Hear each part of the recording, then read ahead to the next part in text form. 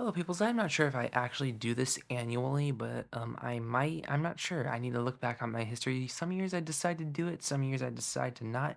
Honestly, it depends on how interesting award season is that year. If I'm going to like actively participate, there's been some years where a lot of things are just up in the air, and you're just kind of like, let's do a video on every little thing. And then there's some years where it's like some things that care about are just clearly sweeping, and it just kind of becomes boring because this whole award season, there's a lot of shows I didn't cover, nominations I didn't react to because a lot of it was about what we expected. I mean, a lot of the heartbreaks of the season happened early on with snubs. A good example is Charles Melton in Best Supporting Actor, things like that. And so beyond that, there really wasn't much to react to. But now here we are. We are at the Oscars. I'm very, very excited for the Oscars for one reason. My favorite director, Christopher Nolan, will be getting multiple Oscars, most like at least two. I am just ecstatic for that. So let's just get into these predictions. Well, obviously we can start off with Best Picture. It's going to Oppenheimer. It's boring this year when it comes to Best Picture. It's my favorite movie of last year. It's nice. 2 years in a row, my favorite movie of the year is going to win Best Picture. There's no competition. It's going to be Oppenheimer. Let's move on. Best Director, yeah, Christopher Nolan, Oppenheimer. I have a printout ballot from Letterboxd. They make these every year, and they're amazing, and I love it. So I'm just going to go down the list now. Actor. This is a was a tricky one until Screen Actors Guild that went with Cillian Murphy. So I'm predicting that Cillian Murphy is going to get the Oscar most likely, since Screen Actors Guild is like right when the Oscar voting starts. Most likely, the Screen Actors Guild 4 will likely be the four that the Oscars go with because those are just like the narrative, the flow of what happens that I've noticed. Critics' Choice gave it to Paul Giamatti, which was a shock, and so people were like, could it be him? But since Critics' Choice is the only big one that he's gotten, Killian Murphy's gotten BAFTA, Screen Actors Guild, it really gives him the advantage. And, BAFTA, I will say, is going to be overly generous to Oppenheimer anyway because they love him over there because Christopher Nolan British. It was a no-brainer for Cillian Murphy getting BAFTA. It was just Screen Actors Guild that was a good tell whether Cillian Murphy was going to get it or not. Next one, Best Supporting Actor. This is going to be Robert Downey Jr. He swept. There's no other like big thing. Best Supporting Actress, same thing. Divine Joy Randolph. If she swept, it's going to be that.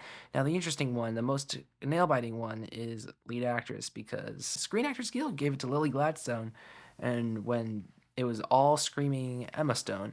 And so it's kind of a toss up when it comes to like likelihood, but like I still think that right now, the Screen Actors Guild being right in the middle of Oscar voting, like I really think Gladstone's going to get it only because of the fact that Oscar voting and Screen Actors Guild are practically awards are like right next to each other, and it's the actors like awards. It's not like, oh, it was just like the British awards or it was the critics awards. It was the actors branch and then Oscar voting. But I would not be like, oh my god, Emma Stone, what? When if that happens, I would be pretty shocked if it does at this point, but I wouldn't be over the moon. Oh my god, that was like Parasite winning Best Picture.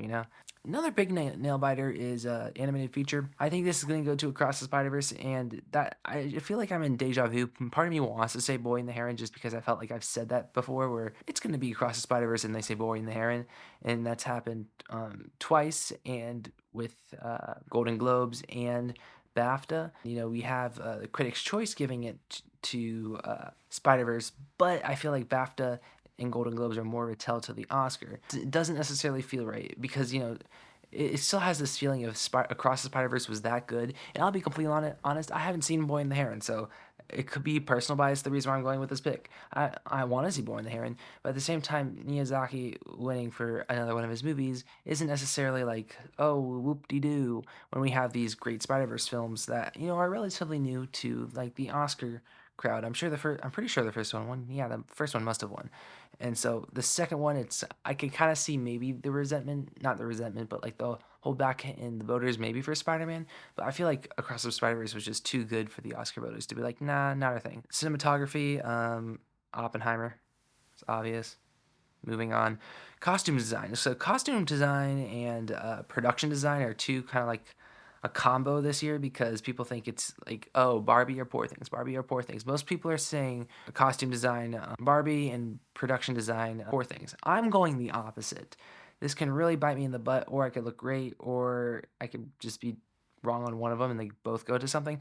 And the reason why I said that is because I've always had this strong feeling about Barbie's production design from the beginning. I know Barbie lost to the big like production design award, but for some reason, like it's this voice in the back of my head. Since it's a close race anyway, there's this voice in the back of my head telling me Barbie for production design and costume design, Poor Things. This is not based off statistics.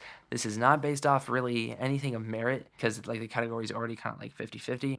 Leaning probably Poor Things on both. That's just in the back of my head what's screaming at me. Like I know it's probably gonna be wrong, but it's my prediction. It's just something. It's this little voice in my head in here screaming at me. Editing Oppenheimer.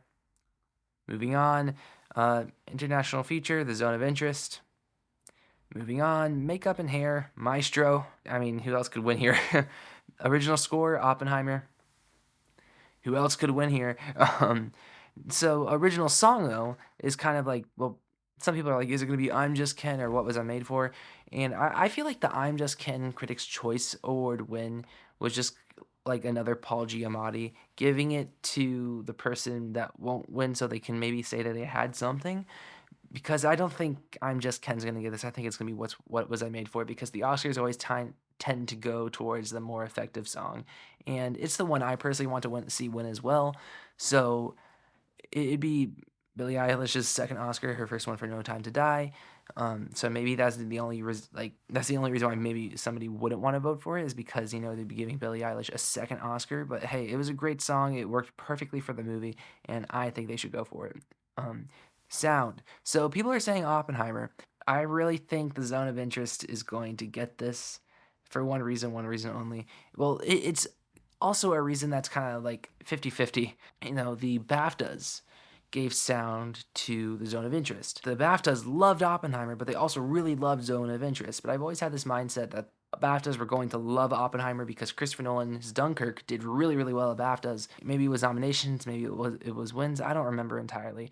But the fact that I thought if Christopher Nolan was going to get a sound win anywhere, it would definitely get one at BAFTAs because they love him over there. And I do feel like Oscars might not love Christopher Nolan as much as BAFTA does. While the Oscars already still really love Christopher Nolan, I feel like maybe they would give Sound of Interest, the Zone of Interest, a win there because it makes sense to me because I feel like if I just can't get in my head that Oppenheimer is gonna lose at BAFTA, then win at the Oscar. Well, I haven't seen Zone of Interest. I'm actually watching it tonight after I do this video, so then I could do my ranking of all 10 Best Picture nominees. I'm very upset with the Zone of Interest release strategy. Like it was impossible for me to see. It wasn't showing anywhere in my area. I did my best to not give it and pay the $20 to watch it digitally, but I mean it's too close to the Oscars. I have to. So anyway, another big one is visual effects. People were saying Godzilla -1, but now that Oscar voting has ended and these anonymous ballots are out, people are leaning more towards the creator. But I'm sticking with Godzilla -1 because I feel like it's the movie to pick. I felt like that was the movie to pick when it was Oscar voting time, and now that people are like Oscar voting is done, people are getting a little weary about picking that. But it feels like it was always going to be that. It's when Oscar voting started. And since, with these losses, with the other movies losing to Oppenheimer, which wasn't nominated, and Poor Things would be like my second guess, but guess what? The Academy didn't nominate Poor Things either. Godzilla -1 feels like the movie that could win here, even though it wasn't nominated some other big ones. Godzilla -1's been getting a lot of press, considering that it only had like 6 people on its VFX teams, and the VFX still looked that good.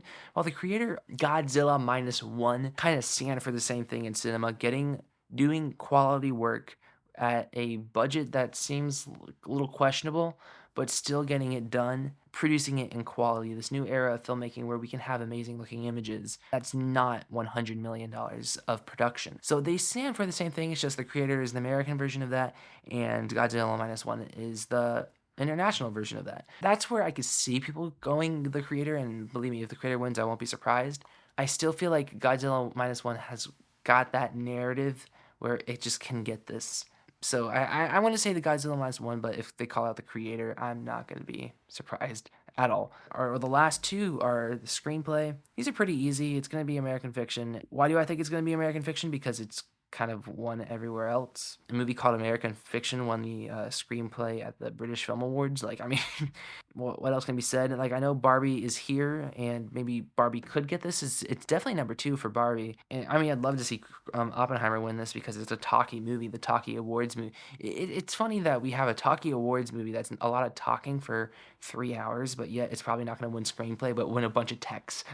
It's winning all the text. The Talkie courtroom drama. It's winning all the text, but it won't win for its script. That's actually pretty funny when you think about it. I mean, if you see the movie, it makes a little bit more sense, but when you say it out loud, it's kind of ironic. And for original screenplay, I'm gonna predict Anatomy of a Fall because it's been winning everywhere else. It makes sense, and I really couldn't see anyone else winning here except for The Holdovers. Anything else would be pretty shocking. The Holdovers are Past Lives. I mean, Past Lives would be like a upset.